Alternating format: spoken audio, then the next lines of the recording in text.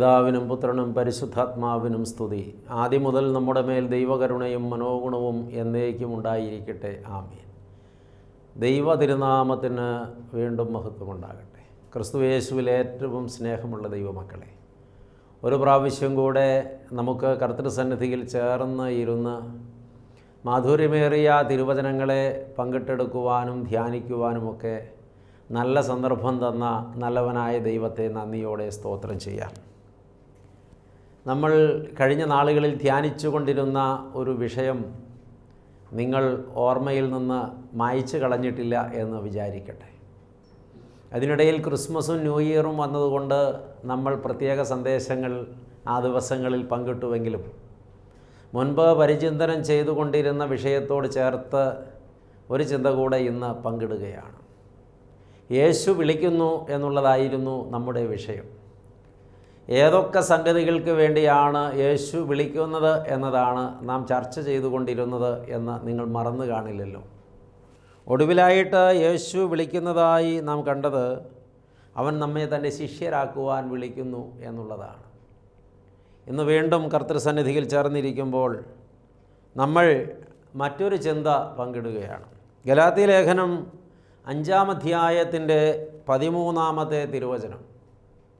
അവിടെ അപ്പോസ്തലനായ പൗലോസിലൂടെ പരിശുദ്ധാത്മാവ് ഇങ്ങനെ എഴുതുന്നു: സഹോദരന്മാരെ, നിങ്ങൾ സ്വാതന്ത്ര്യത്തിനായി വിളിക്കപ്പെട്ടിരിക്കുന്നു. ഈ സ്വാതന്ത്ര്യം ജഡത്തിന് അവസരമാക്കുക മാത്രം ചെയ്യാതെ സ്നേഹത്താൽ അന്യോന്യം സേവിപ്പീൻ എന്നാണ് ഇവിടെ അപ്പോസ്തലൻ ഓർമ്മിപ്പിക്കുന്നത്. ഈ 5-ാം അധ്യായത്തിൻ്റെ 1-ാമത്തെ വാക്യം ഒരു ശാസനയാണ് എന്നുകൂടെ തിരിച്ചറിയണം. അവിടെ അപ്പോസ്തലൻ പറയുന്നത്, സ്വാതന്ത്ര്യത്തിനായിട്ട് ക്രിസ്തു നമ്മെ സ്വതന്ത്രരാക്കി, ആകയാൽ ലഭിച്ച സ്വാതന്ത്ര്യത്തിൽ ഉറച്ചു നിൽപ്പീൻ, അടിമനുഖത്തിൽ പിന്നെയും കുടുങ്ങിപ്പോകരുത്. ശരിക്കും ഈ അധ്യായം സ്വാതന്ത്ര്യത്തെക്കുറിച്ച് രേഖപ്പെടുത്തുന്ന ഒരധ്യായമാണെന്ന് വേണം പറയാൻ. സ്വാതന്ത്ര്യം എന്നൊക്കെ പറയുന്നത് വലിയൊരനുഭൂതിയാണ് പ്രിയപ്പെട്ടവരെ. അടിമത്വത്തിൽ നിന്ന് വിടുതൽ ലഭിക്കുന്നവരാണ് സ്വാതന്ത്ര്യം അനുഭവിക്കുന്നവർ. അല്ലെങ്കിൽ അടിമത്വത്തിൽ പെട്ടുപോകാത്തവരാണ് സ്വാതന്ത്ര്യം അനുഭവിക്കുന്നവർ. നമ്മൾ തിരിച്ചറിയേണ്ട വലിയ പാഠമാണത്. സ്വന്തം വീട്ടിൽ ഏതെങ്കിലും ഒരു വ്യക്തി താമസിക്കുമ്പോൾ ആ വ്യക്തി സ്വതന്ത്രനാണ്. എന്നാൽ തൻ്റേതല്ലാത്ത ഇടത്ത് ഒരു വ്യക്തി താമസിക്കുമ്പോൾ ആ വ്യക്തിയുടെ സ്വാതന്ത്ര്യത്തിന് ഒരുപാട് പരിമിതികളുണ്ട്. സ്വതന്ത്രരായി തന്നെയാണ് അവിടെ താമസിക്കുന്നതെങ്കിലും സ്വാതന്ത്ര്യത്തിന് പരിമിതികളുണ്ട്. സ്വന്തം വീട്ടിൽ ഒരാൾക്ക് അനുഭവിപ്പാൻ കഴിയുന്ന സ്വാതന്ത്ര്യം മറ്റൊരിടത്ത് കിട്ടിക്കൊള്ളണമെന്നില്ല. അതേസമയത്ത് ശത്രുപാളയത്തിൽ അടിമയാക്കപ്പെട്ട ഒരാളാണെങ്കിൽ സ്വാതന്ത്ര്യത്തിൻ്റെ കണിക പോലും ആ ആളുടെ ജീവിതത്തിലുണ്ടാകില്ല.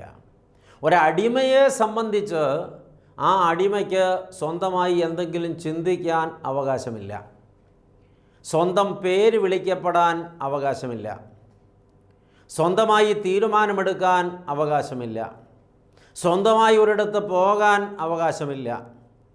ഒരിടത്തിരിക്കുന്നത് എടുക്കാനോ നീക്കി വയ്ക്കാനോ അവകാശമില്ല. ഒരാഹാരം കഴിക്കാൻ തോന്നിയാൽ അത് കൺമുമ്പിൽ കണ്ടാലും എടുത്ത് കഴിപ്പാൻ സ്വാതന്ത്ര്യമില്ല. തനിക്കിഷ്ടപ്പെട്ട വസ്ത്രം ധരിക്കാൻ സ്വാതന്ത്ര്യമില്ല. തനിക്കിഷ്ടപ്പെട്ട ജോലി ചെയ്യാൻ സ്വാതന്ത്ര്യമില്ല. ചില അടിമത്വങ്ങളിൽ ഇതെല്ലാം ഇല്ലാതിരിക്കെ തന്നെ ചങ്ങലകളാൽ ബന്ധിക്കപ്പെടുകയോ കാലുകൾ പൂട്ടപ്പെടുകയോ മാരകമായി മർദ്ദിക്കപ്പെടുകയോ നിരന്തരം ഭീഷണിപ്പെടുത്തപ്പെടുകയോ തടവറയിൽ അടയ്ക്കപ്പെടുകയോ ചെയ്തേക്കാം. അപ്പോൾ ഈ അടിമത്വം എന്ന് പറയുന്നത് യാതൊരു സ്വാതന്ത്ര്യവുമില്ലാത്ത അവസ്ഥയാണ്. ഒരു വ്യക്തിയുടെ വ്യക്തിത്വത്തിന് ഒരു വിലയും കൽപ്പിക്കാതെ ആ വ്യക്തിയുടെ മേൽ അധീശത്വം സ്ഥാപിച്ച മറ്റൊരു വ്യക്തി അല്ലെങ്കിൽ മറ്റൊരു ശക്തി ആ വ്യക്തിയെ പൂർണ്ണമായും തൻ്റെ ഇംഗിതത്തിനനുസരിച്ച് നയിക്കുന്ന നിയന്ത്രിക്കുന്ന പ്രക്രിയയാണ് അടിമത്വം. ഈ അടിമത്വം അനുഭവിക്കുന്ന ആളെ സംബന്ധിച്ച് ആ ആൾ എന്തുമാത്രം വേദനിക്കുന്നുവെന്ന്, എത്ര ദുഃഖിക്കുന്നുവെന്ന്, എത്ര മുറിവേൽപ്പിക്കപ്പെടുന്നുവെന്ന്, എത്രമാത്രം അപമാനിക്കപ്പെടുന്നുവെന്ന് ആ വ്യക്തിക്ക് മനസ്സിലാകത്തുള്ളൂ. അടിമത്വം എപ്പോഴെങ്കിലുമൊക്കെ അനുഭവിച്ചിട്ടുള്ളവർക്കാണ് അതിൻ്റെ ഭയാനകത മനസ്സിലാവുക. മനുഷ്യൻ മനുഷ്യനെ അടിമയാക്കി വെച്ച ഒരു ചരിത്രം ലോകത്തിനുണ്ട്.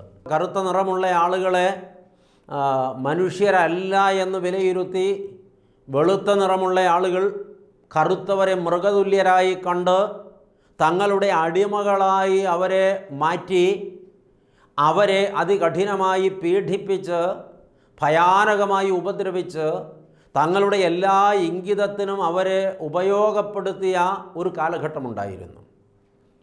മഹാനായ എബ്രഹാം ലിങ്കണിലൂടെ ലോകത്തെ മുഴുവൻ ഇളക്കി മറിച്ചുകൊണ്ട് അടിമകൾക്ക് പൂർണ്ണ സ്വാതന്ത്ര്യം അനുവദിക്കുന്നത് വരെ അത് നിലനിന്നിരുന്നു. അടിമച്ചന്തകളിൽ മനുഷ്യനെ കന്നുകാലികളെപ്പോലെ കച്ചവടം ചെയ്ത ഒരു കാലം അതിനു മുമ്പുണ്ടായിരുന്നു. പ്രിയപ്പെട്ടവരെ, ഈ പഴയ നിയമം പഠിക്കുമ്പോൾ ഹോശയ പ്രവചനത്തിലൊക്കെ നമ്മളത് കാണുന്നുണ്ട്. അടിമച്ചന്തയിൽ വിൽപ്പനയ്ക്ക് വച്ചിരിക്കുന്ന അടിമകളെക്കുറിച്ചൊക്കെ വർണ്ണിക്കുന്നുണ്ട്. അതുപോലെ പഴയ നിയമത്തിൽ ഉടനീളം ഈ അടിമ വ്യാപാരങ്ങളെക്കുറിച്ച് നമ്മൾ മനസ്സിലാക്കുന്നുണ്ട്. ഇങ്ങനെ മനസ്സിലാക്കുമ്പോൾ അടിമ ഒരിക്കലും സ്വാതന്ത്ര്യം എന്തെന്നറിയാത്ത ഒരു വ്യക്തിത്വമാണ്.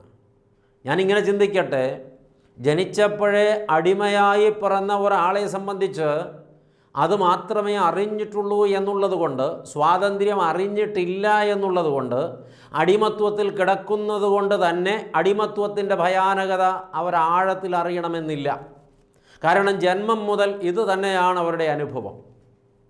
എന്നാൽ സ്വാതന്ത്ര്യം അനുഭവിച്ചിരുന്ന ഒരാൾ അടിമയാക്കപ്പെട്ടാൽ ആ ആൾ അനുഭവിക്കേണ്ടി വരുന്ന സംഘർഷങ്ങൾ എത്ര ഭയാനകമാണ്. ഉദാഹരണം, പഴയ നിയമത്തിലെ ജോസഫ്, അവൻ്റെ വീട്ടിൽ പൂർണ്ണ സ്വാതന്ത്ര്യത്തോടെ ജീവിച്ചവനാണ്. അവൻ്റെ അപ്പൻ്റെ മക്കളിൽ ഏറ്റവും വാത്സല്യം പകർന്നു കിട്ടിയ മകനാണ്. അപ്പൻ്റെ ചുറ്റുപാടും ഒരു ലോകം സൃഷ്ടിച്ചെടുത്ത മകനാണ്. ഒരുപാട് വാത്സല്യം കിട്ടിയ മകനാണ്. പക്ഷേ അവൻ്റെ സഹോദരന്മാർ അവനെ മുറിപ്പെടുത്തി മിദ്യാന്യ കച്ചവടക്കാർക്ക് അവനെ ഒരടിമയായി 20 വെള്ളിക്കാശിന് വിറ്റപ്പോൾ മുതൽ അവൻ അനുഭവിച്ച വ്യഥ എത്ര ഭയാനകമാണ്. ഇന്നലെ വരെ അനുഭവിച്ച സ്വാതന്ത്ര്യം ഇന്ന് അവൻ്റെ ജീവിതത്തിൽ ഇല്ലാതെയായി. അവൻ അത്രമാത്രം വേദനിക്കുന്ന ഒരു മനോനിലയിലേക്ക് തള്ളപ്പെട്ടു, തകർക്കപ്പെട്ടു. പിന്നീട് അങ്ങോട്ട് അവൻ്റെ ജീവിതം മുഴുവൻ ഈ അടിമത്വത്തിൻ്റെ പരമ്പരകളായിരുന്നു കുറേ നാൾ. മിദ്യാന്യ കച്ചവടക്കാർ അവനെ വിറ്റത് മിസ്രയീമിലെ കൊട്ടാര ഉദ്യോഗസ്ഥനായ പൊത്തിഫേറിനാണ്. പൊത്തിഫേറിൻ്റെ വീട്ടിലും അവനൊരു അടിമയായിരുന്നു. അടിമയായിരുന്നെങ്കിലും അവൻ്റെ സൽസ്വഭാവം കണ്ട് അവന് അവിടെ കുറേ സ്വാതന്ത്ര്യം അനുവദിച്ചെങ്കിലും സ്വാതന്ത്ര്യത്തിന് പരിമിതി ഉണ്ടായിരുന്നു. അവിടെ ചില തിക്താനുഭവങ്ങൾ അവനെ വീണ്ടും കാരാഗ്രഹത്തിലെ അടിമത്വത്തിലേക്ക് കൊണ്ടുപോവുകയാണ്. അടിമത്വം അനുഭവിക്കുന്ന വ്യക്തിയെ സംബന്ധിച്ച് ആ വ്യക്തി അനുഭവിക്കുന്ന വേദന എന്താണെന്ന് പുറത്തു നിൽക്കുന്ന ഒരാൾക്ക് മനസ്സിലാകില്ല. അടിമത്വം അനുഭവിക്കുന്നവർക്ക് അത് മനസ്സിലാകത്തുള്ളൂ. പ്രിയപ്പെട്ടവരെ, ഈ അടിമത്വം അനേക മേഖലകളിൽ അനുഭവേദ്യമാണ്. ആത്മീകമായി അടിമത്വം അനുഭവിക്കുന്ന ആളുകളുണ്ട്. രോഗപരമായി മാനസികമായി അടിമത്വം അനുഭവിക്കുന്ന ആളുകളുണ്ട്. സാമ്പത്തിക അടിമത്വം അനുഭവിക്കുന്ന ആളുകളുണ്ട്. സാംസ്കാരിക അടിമത്വം അനുഭവിക്കുന്ന ആളുകളുണ്ട്.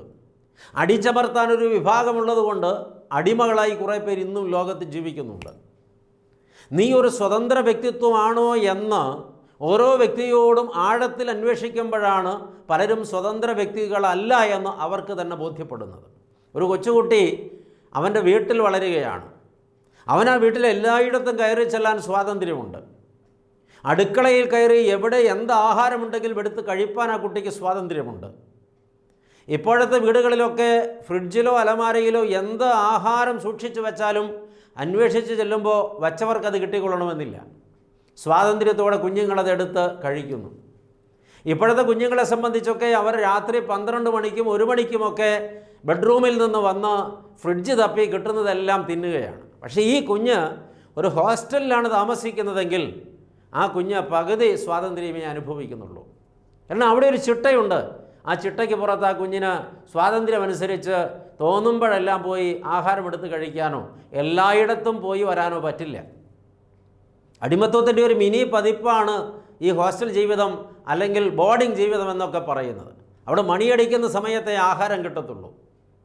അതുപോലെ തന്നെ ഓരോ കാര്യത്തിനും ടൈം ടേബിളുണ്ട്. ആ ടൈം ടേബിളിനുള്ളിലാണ് ആ കുഞ്ഞ് പ്രവർത്തിക്കേണ്ടത്. അതൊരളവ് വരെ നല്ലതാണ്.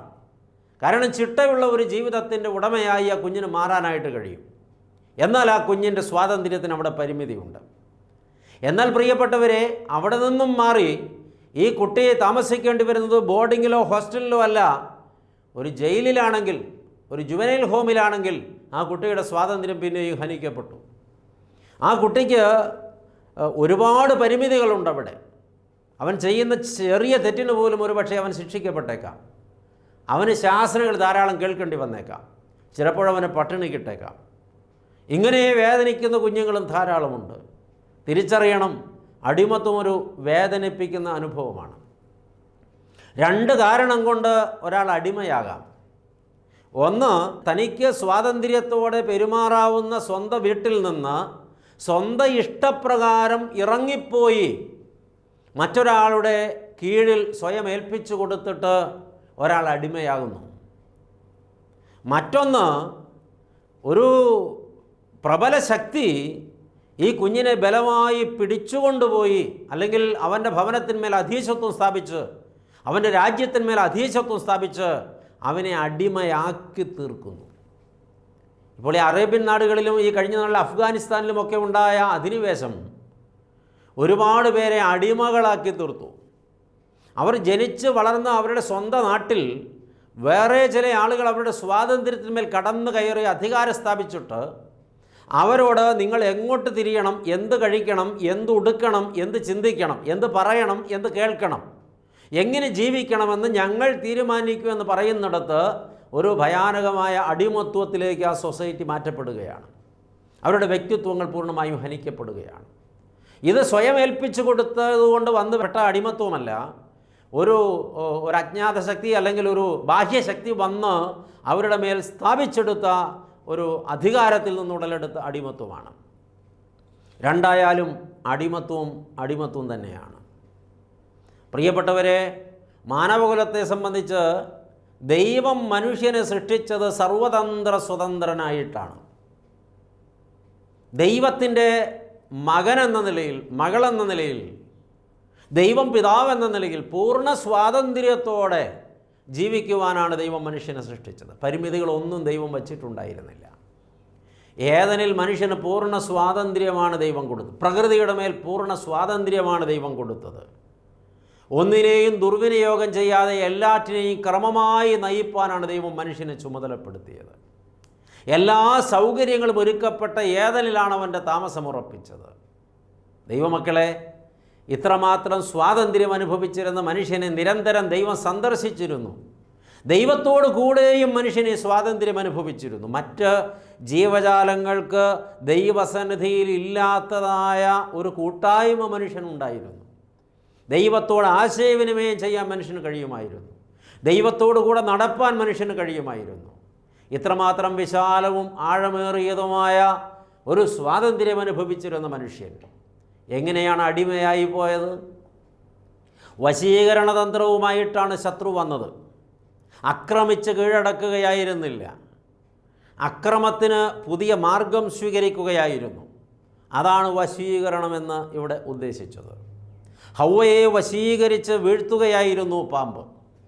പാമ്പിലൂടെ ശത്രുവാകുന്നവൻ അവൻ്റെ ലക്ഷ്യം നേടിയെടുക്കുകയായിരുന്നു. സ്വാഭാവികമായും ഈ സ്ത്രീ ആ സ്വാധീനത്തിന് വഴിപ്പെട്ടിട്ട് പാപം ചെയ്യുകയായിരുന്നു. അങ്ങനെ അവൾ ഈ പാമ്പിൻ്റെ അടിമത്വത്തിലേക്ക്, അതിൻ്റെ നിയന്ത്രണത്തിലേക്ക് സ്വയം വീണുകൊടുക്കുകയായിരുന്നു. പിന്നീട് ആ സ്ത്രീയുടെ പ്രേരണയാൽ ആദമും അതേ അവസ്ഥയിലേക്ക് വീഴുകയായിരുന്നു. അടിമയാക്കപ്പെട്ട സ്ത്രീക്ക് ആദമിനെ തന്നോടൊപ്പം അടിമയാക്കുവാനുള്ള ത്വരയാണ് പിന്നെ ഉണ്ടായത്. അടിമയായി പോകുന്ന ഒരാൾക്കുണ്ടാകുന്ന ഒരു പ്രത്യേക മനോനിലയായി നമ്മളതിനെ വായിക്കണം. അല്ലെങ്കിൽ അവിടെ താൻ ഒറ്റപ്പെട്ടു പോകും എന്നുള്ള സാഹചര്യത്തിൽ തൻ്റെ പങ്കാളിയായവൻ തന്നോടുകൂടെ ഉണ്ടെങ്കിൽ തനിക്ക് ഇതെല്ലാം ആശ്വാസം കിട്ടുമെന്ന ചിന്തയാകാം ഹൗവയെ, ആദമിനെ ഇപ്രകാരം തന്നിലേക്ക് ആകർഷിച്ച് അടിമത്വത്തിലേക്ക് കൊണ്ടുപോകാൻ പ്രേരിപ്പിച്ചത്. ആദമിനെയും അങ്ങനെ തന്നെ ഒരു ചിന്തയായിരിക്കാം ഈ അടിമത്വത്തിൽ സ്വയം ഏൽപ്പിച്ചു കൊടുക്കാൻ പ്രേരിപ്പിച്ചത്. തനിക്കെല്ലാമെല്ലാമായിരുന്ന തൻ്റെ പ്രേയസിയെ നഷ്ടപ്പെട്ടു പോകുമെന്നൊരു സാഹചര്യത്തിൽ അവളെ നഷ്ടപ്പെടുത്തുവാൻ ആദമിന് മനസ്സ് വരാതിരിക്കുന്നു. നോക്കുമ്പോൾ നല്ല കാര്യമാണ്. പക്ഷേ അവളെ സ്വന്തമാക്കി പിടിക്കാൻ ആദാം ശ്രമിക്കുന്നിടത്ത് ദൈവത്തെ അവന് നഷ്ടമാകുമെന്നത് അവൻ ഓർക്കാഞ്ഞിട്ടാണോ, അതിന് വില കൽപ്പിക്കാഞ്ഞിട്ടാണോ എന്നുള്ളത് ഇനിയും വിലയിരുത്തപ്പെടേണ്ടതുണ്ട്. പ്രിയപ്പെട്ടവരെ, ശരിക്കും ആദം ഇവിടെ നിർണായകമായൊരു തീരുമാനമെടുക്കുകയാണ്. ശരിക്കും പറഞ്ഞാൽ ഇവർ രണ്ടുപേരും ഏൽപ്പിച്ചു കൊടുത്തതാണ്, അടിമത്വത്തിലേക്ക് സ്വയം ഏൽപ്പിച്ചു കൊടുത്തതാണ്. ഇന്ന് അനേകം പേർ ഇപ്രകാരം സ്വതന്ത്രരായിരിക്കുമ്പോൾ തന്നെ അടിമത്വത്തിലേക്ക് സ്വയം ഏൽപ്പിച്ചു കൊടുക്കുന്നുണ്ട്. ഒരു പാപസുഖത്തിൻ്റെ ആസ്വാദനത്തിന് മാടി വിളിക്കപ്പെടുമ്പോൾ ഒരു സ്വതന്ത്ര വ്യക്തി ചിന്തിക്കേണ്ടത് എന്താണ്? ഞാൻ ഈ താൽക്കാലിക സുഖത്തിനു വേണ്ടി ഈ പാപാസ്വാദനത്തിന് നിന്നാൽ എൻ്റെ സ്വാതന്ത്ര്യത്തിൻ്റെ കടയ്ക്കൽ ഞാൻ തന്നെ കത്തിവെക്കുകയാണ്. പുത്രൻ എന്ന സ്ഥാനത്ത് നിന്ന് ദൈവീക സന്നിധിയിൽ ഞാൻ അനുഭവിക്കുന്ന എല്ലാ സൗഭാഗ്യങ്ങളും എനിക്ക് കൈവിട്ടു പോകാൻ എൻ്റെ ഈ പാപസുഖം കാരണമാകും. എൻ്റെ പുത്രത്വം എനിക്ക് നഷ്ടപ്പെടും, ഞാൻ അടിമയാക്കപ്പെടുമെന്ന് ചിന്തിപ്പാൻ ഇന്ന് അനേകർക്ക് കഴിയുന്നില്ല. പ്രിയ ദൈവമക്കളെ, ഇങ്ങനെ അനേകം പേർ ഈ കാലഘട്ടത്തിൽ അടിമകളായി ജീവിക്കുന്നുണ്ട്. മദ്യത്തിന് അടിമകളായി പോയവർ, മയക്കുമരുന്നിന് അടിമകളായി പോയവർ, വ്യഭിചാരത്തിന് അടിമകളായി പോയവർ, പണത്തിന് ദ്രവ്യാഗ്രഹത്തിന് അടിമകളായി പോയവർ, ആഡംബരത്തിന് അടിമകളായി പോയവർ, തീർന്നിട്ടില്ല, അധികാര സ്ഥാനങ്ങൾക്ക് അടിമകളായി പോയവർ, ചിലർ ചില കസേരകളിലൊക്കെ ഇരുന്നു പോയാൽ അവർ മരിച്ചാൽ പോലും ആ കസേരയിൽ നിന്നവർ പിടിവിടില്ല. അധികാരത്തിന് അടിമകളായി പോയവർ, തന്നേക്കാൾ കഴിവുള്ള, തന്നേക്കാൾ തീക്ഷണാശക്തിയുള്ള, തന്നേക്കാൾ ദീർഘവീക്ഷണമുള്ള, തന്നേക്കാൾ ഭരണപാടവമുള്ള എത്രയോ പേർ തനിക്ക് പിന്നിലുണ്ടെന്ന് ഈ മനുഷ്യൻ അറിയാൻ പാടില്ലാഞ്ഞിട്ടൊന്നുമല്ല. അധികാരത്തിന് അടിമയായി പോയവന് അതിൽ നിന്ന് ഇറങ്ങിപ്പോരാൻ കഴിയുന്നില്ല. അതുകൊണ്ട് മരിച്ചൊഴിയാതെ പല കസേരകളും ഒഴിഞ്ഞു കിട്ടുന്നില്ല. ആരും ആർക്കും വേണ്ടി ഇടമൊഴിഞ്ഞു കൊടുക്കുന്നില്ല. അത് ഏറ്റവും കൂടുതൽ നമ്മളിന്ന് കാണേണ്ടത് ആത്മീയ മേഖലയിലും രാഷ്ട്രീയ മേഖലയിലുമൊക്കെയാണ്. ചിലരൊക്കെ ചില ഇടങ്ങളിൽ എത്തിപ്പെട്ടാൽ പിന്നെ അവർക്ക് വയ്യെന്ന് വന്നാലും അവർ തളർന്നു പോയി എന്നറിഞ്ഞാലും അവരൊരിക്കലും ആ സ്ഥാനം വിട്ടിറങ്ങാൻ തയ്യാറാകുന്നില്ല. അതൊരു പ്രത്യേകതരം മനോനിലയാണ്.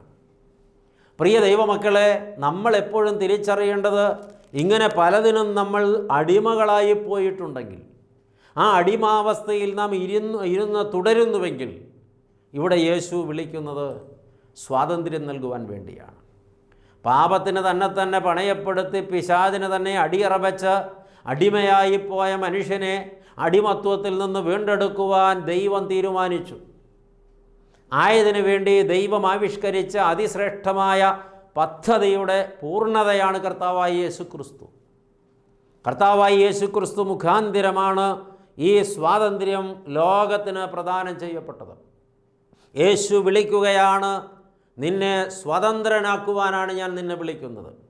നിൻ്റെ മേലുള്ള അടിമനുകം ഒടിച്ചവനാണ് വിളിക്കുന്നത്, ഒടിക്കുവാനാണ് വിളിക്കുന്നത്. നിൻ്റെ മേൽ കെട്ടപ്പെട്ട ചങ്ങലകളെ പൊട്ടിക്കുവാൻ കരുത്തുള്ളവനാണ് വിളിക്കുന്നത്.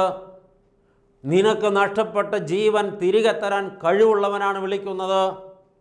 നിന്നെ മൂടിയിരിക്കുന്ന ഇരുട്ട് മാറ്റി അവിടെ വെളിച്ചം നിറയ്ക്കുവാൻ കരുത്തുള്ളവനാണ് വിളിക്കുന്നത്.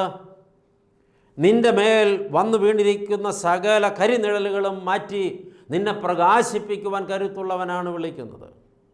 കുഞ്ഞെ, സ്വാതന്ത്ര്യത്തിനായി ക്രിസ്തു നിന്നെ വിളിക്കുന്നുവെന്ന് ഈ ലേഖനത്തിൽ പറഞ്ഞ 2 വാക്യങ്ങളാണ് നമ്മൾ വായിച്ചത്. 5-ാം അധ്യായത്തിൻ്റെ 1-ാം വാക്യത്തിൽ ഇങ്ങനെ രേഖപ്പെടുത്തി, സ്വാതന്ത്ര്യത്തിനായിട്ട് ക്രിസ്തു നമ്മെ സ്വതന്ത്രരാക്കി. സ്വതന്ത്രരാക്കിയത് എന്തിനാ? സ്വാതന്ത്ര്യത്തിനായിട്ടാണ്. ആകയാൽ ലഭിച്ച സ്വാതന്ത്ര്യത്തിൽ ഉറച്ചു നിൽപ്പീൻ, അടിമനുകത്തിൽ പിന്നെയും കുടുങ്ങിപ്പോകരുത്. വളരെ വ്യക്തമായിട്ടാണ് ഈ ചിന്തകൾ പറഞ്ഞു വയ്ക്കുന്നത്. അടിമനുകത്തിൽ പിന്നെയും കുടുങ്ങിപ്പോകരുത്. ഇത് നമ്മൾ എപ്പോഴും തിരിച്ചറിയേണ്ട പാഠമാണ്. ഈ ഗലാത്യലേഖനം 3-ാം അധ്യായത്തിൻ്റെ 1-ാം വാക്യത്തിൽ ഇങ്ങനെ അപ്പോസ്തലൻ ശാസിക്കുന്നുണ്ട്, ഹാ ബുദ്ധിയില്ലാത്ത ഗലാത്യരെ. ഗലാത്യരെ വിളിച്ച വാക്ക് ബുദ്ധിയില്ലാത്ത ഗലാത്യരെ എന്നാണ്. എന്താ വിളിക്കാൻ കാരണം? യേശു ക്രിസ്തു ക്രൂശിക്കപ്പെട്ടവനായി നിങ്ങളുടെ കണ്ണിന് മുമ്പിൽ വരച്ച് കിട്ടിയിരിക്കെ നിങ്ങളെ ക്ഷുദ്രം ചെയ്ത് മയക്കിയതാരാണ്? മയങ്ങിപ്പോയവരെക്കുറിച്ച് ബുദ്ധിയില്ലാത്തവരെന്നാണ് അപ്പോസ്തലൻ സംബോധന ചെയ്യുന്നത്. പാപസുഖത്തിൽ അടിമപ്പെടുത്തി കൊടുക്കുന്നവരെക്കുറിച്ച് അങ്ങനെ തന്നെയാണ് വിലയിരുത്തേണ്ടത്. നമ്മൾ ആദ്യം വായിച്ച 13-ാമത്തെ വാക്യം, സഹോദരന്മാരെ, നിങ്ങൾ സ്വാതന്ത്ര്യത്തിനായി വിളിക്കപ്പെട്ടിരിക്കുന്നു. യേശുവിൻ്റെ വിളി എന്തിനുള്ള വിളിയാണെന്ന്? സ്വാതന്ത്ര്യത്തിനുള്ള വിളിയാണ്. പിശാചിൻ്റെ അടിമത്വത്തിൽ നിന്ന് വിടുതലിനുള്ള വിളിയാണ്. ദൈവീക സ്വാതന്ത്ര്യത്തിലേക്കുള്ള വിളിയാണ്. അപ്പൻ്റെ വീട്ടിലെ സ്വാതന്ത്ര്യത്തിലേക്കുള്ള വിളിയാണ്. അപ്പൻ്റെ വാത്സല്യത്തിൻ്റെ കരുതലിൻ്റെ അന്തരീക്ഷത്തിലേക്കുള്ള വിളിയാണ്. വീട്ടിൽ നിന്ന് അന്യമായി പോയവരെ വീട്ടിലേക്ക് വിളിക്കുന്ന പിതാവിനെയാണ് ഇവിടെ കാണുന്നത്. ആ വിളി കണ്ടില്ലെന്നും കേട്ടില്ലെന്നും അറിഞ്ഞില്ലെന്നും ആരും പറയരുത്. ഈ സ്വാതന്ത്ര്യം, ലഭിച്ച സ്വാതന്ത്ര്യം ജഡത്തിൻ്റെ സ്വാതന്ത്ര്യമായി ആസ്വദിക്കുവാൻ അവസരം കിട്ടിയെന്ന് വിചാരിക്കാതെ സ്നേഹത്തിൽ അന്യോന്യം സേവിപ്പീൻ. അപ്പോൾ ഇത് സ്നേഹത്തിൻ്റെ സ്വാതന്ത്ര്യമാണ്, സ്നേഹിപ്പാനുള്ള സ്വാതന്ത്ര്യമാണ്, പങ്കിടുവാനുള്ള സ്വാതന്ത്ര്യമാണ്, അനേകരെ ചേർത്ത് പിടിക്കുവാനുള്ള സ്വാതന്ത്ര്യമാണ്, അനേകരിലേക്ക് തന്നെയും തനിക്കുള്ളതിനെയും പങ്കുവയ്ക്കുവാനുള്ള സ്വാതന്ത്ര്യമാണ്, ദൈവത്തെ ആരാധിപ്പാനുള്ള സ്വാതന്ത്ര്യമാണ്, ദൈവീകതയിൽ ഒന്നിക്കുവാനുള്ള സ്വാതന്ത്ര്യമാണ്. ഇത്ര വലിയ സ്വാതന്ത്ര്യം സർവശക്തനായ ദൈവം നമുക്ക് പതിച്ചു നൽകിയിരിക്കുകയാണ്. ഈ സ്വാതന്ത്ര്യം ഇങ്ങനെ കിട്ടിയിട്ട് പിന്നെയും അടിമമുഖത്തിൽ കുടുങ്ങിപ്പോകരുതെന്ന താക്കീത് മറക്കരുതാരും. അപ്പോസ്തലനായ പൗലോസ് ഈ പറഞ്ഞ വാചകത്തിൻ്റെ ശക്തി നമ്മുടെ ഉള്ളിൽ നിന്ന് മാഞ്ഞു പോകരുത്. യേശു ഇന്ന് ഇത് കേട്ടുകൊണ്ടിരിക്കുന്ന അനേകരെ വിളിക്കുകയാണ്. കുഞ്ഞെ, നീ ഏതെങ്കിലുമൊക്കെ പാപത്തിൻ്റെ അടിമത്വത്തിൽ കിടക്കുകയാണ്, ഏതെങ്കിലുമൊക്കെ ആസ്വാദനത്തിൻ്റെ ബന്ധനത്തിൽ കിടക്കുകയാണ്.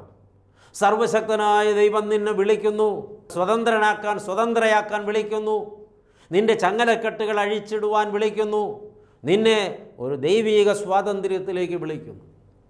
ഈ സന്ദേശം റെക്കോർഡ് ചെയ്യുന്നതിൻ്റെ തലേനാളിൽ ഇന്നലെ ഞാനൊരു വീട്ടിൽ പോയി. പ്രിയപ്പെട്ടവരെ, ഭാര്യയും ഭർത്താവും 2 കുഞ്ഞുങ്ങളുമാണ്. ആ ഭർത്താവ് ഒരു തികഞ്ഞ മദ്യപാനിയാണ്.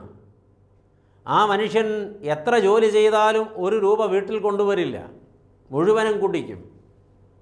എന്നിട്ട് അയാൾക്ക് തൃപ്തി വരാതെ വരുന്നത് കൊണ്ട് ഭാര്യ കൂലിവേല ചെയ്ത് കിട്ടുന്ന കാശുകൂടെ അയാൾ ഭാര്യയോട് ബലമായി പിടിച്ചു വാങ്ങും. കുഞ്ഞുങ്ങൾക്ക് ആഹാരം കൊടുക്കാൻ നിവൃത്തിയില്ല. അവർക്ക് അരി വാങ്ങാൻ വെച്ച പണമാണെന്ന് അവൾ നിലവിളിച്ച് പറയുമ്പോൾ അവളെ മർദ്ദിച്ച് അവശയാക്കി ആ പണം പിടിച്ചെടുക്കും.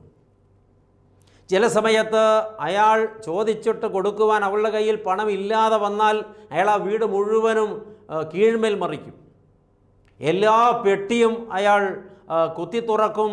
അതിനകത്തുള്ള സകല സാധനങ്ങളും അലങ്കോലപ്പെടുത്തും. സ്വന്തം കുഞ്ഞുങ്ങളുടെ ഉടുവസ്ത്രം ഒരു ദിവസം അയാൾ കൂട്ടിയിട്ട് മണ്ണെണ്ണയൊഴിച്ച് കത്തിച്ചു.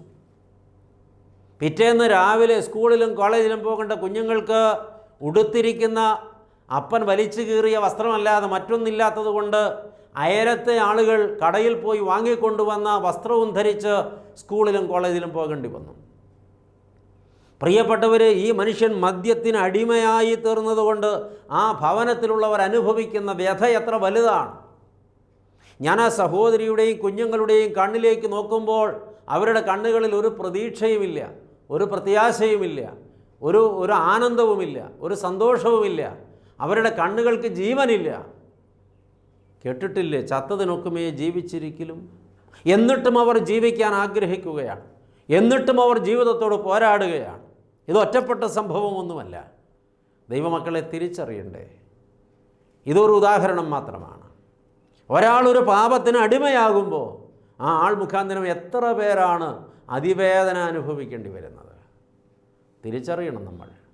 അതുകൊണ്ട് ഇന്ന് യേശു വിളിക്കുന്നത് സ്വാതന്ത്ര്യത്തിന് വേണ്ടിയാണ്, സ്വതന്ത്രപ്പെടുത്താൻ വേണ്ടിയാണ്, സ്വന്തമായതിൽ ചേർത്ത് വയ്ക്കാനാണ്, നമ്മുടെ അടിമനുഖം ഒടിക്കാനാണ്. എല്ലാ അടിമത്വത്തിൽ നിന്നും പാപത്തിൽ നിന്നും സ്വാതന്ത്ര്യം നൽകുന്ന കർത്താവിലേക്കൊന്ന് ചേർന്ന് നിൽക്കാൻ ഈ ദിവസം നമുക്ക് എല്ലാവർക്കും ഭാഗ്യമുണ്ടാകട്ടെ. ദൈവം നിങ്ങളെല്ലാവരെയും അനുഗ്രഹിക്കട്ടെ. നമുക്ക് പ്രാർത്ഥിക്കാം.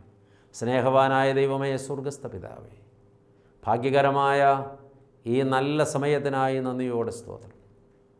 തൃപ്പാദപീഠത്തിൽ നിൻ്റെ മക്കളെ വിളിച്ച് ചാരത്തിരുത്തിയിട്ട് അവിടുന്ന് വളരെ മധുരമായി ഞങ്ങളോട് സംസാരിച്ചു കൊണ്ടിരുന്നല്ലോ. യേശു വിളിക്കുന്നു നിങ്ങളെ സ്വതന്ത്രരാക്കുവാൻ എന്ന് ഞങ്ങളെ കേൾപ്പിച്ചല്ലോ. ഇന്നീ കേട്ട സന്ദേശം ഞങ്ങളുടെ ജീവിതത്തിലെ ഏറ്റവും വിലയേറിയ ഒരു ചിന്തയാണ്. ഞങ്ങൾ അടിമകളായിരിക്കേണ്ടവരല്ല, സ്വതന്ത്രരായിരിക്കേണ്ടവരാണ്. ഞങ്ങളെ സ്വാതന്ത്ര്യപ്പെടുത്തുവാൻ വേണ്ടി പങ്കപ്പാടുകളേറ്റ പൊന്നു തമ്പുരാനെ, നിൻ്റെ വിളി ഞങ്ങൾ നിസ്സാരവൽക്കരിച്ചാൽ, ഞങ്ങളതിന് പുറംതിരിഞ്ഞു നിന്നാൽ, ഞങ്ങളുടെ അടിമത്വത്തിൽ എന്നേക്കുമായിട്ട് പെട്ടുപോകുമല്ലോ. എൻ്റെ കൃപയിൽ ഞങ്ങളെ പൊതിയണമേ. അവിടുത്തെ പരിപാലനം ഞങ്ങളോട് കൂടെ ഇരിക്കണമേ. ദൈവമേ, ഞങ്ങളുടെ സ്വന്തം വീട്ടിൽ ദൈവസന്നിധിയിൽ സ്വതന്ത്രരായിരിക്കട്ടെ. പ്രാർത്ഥന കേട്ടതുകൊണ്ട് സ്തോത്രം. ഞങ്ങൾ നിനക്കും ഏകജാതനും പരിശുദ്ധാത്മാവിനും സ്തുതിയും സ്തോത്രവും സമർപ്പിക്കുന്നു, ഇപ്പോഴും എപ്പോഴും എന്നേക്കും തന്നെ. ആമേൻ.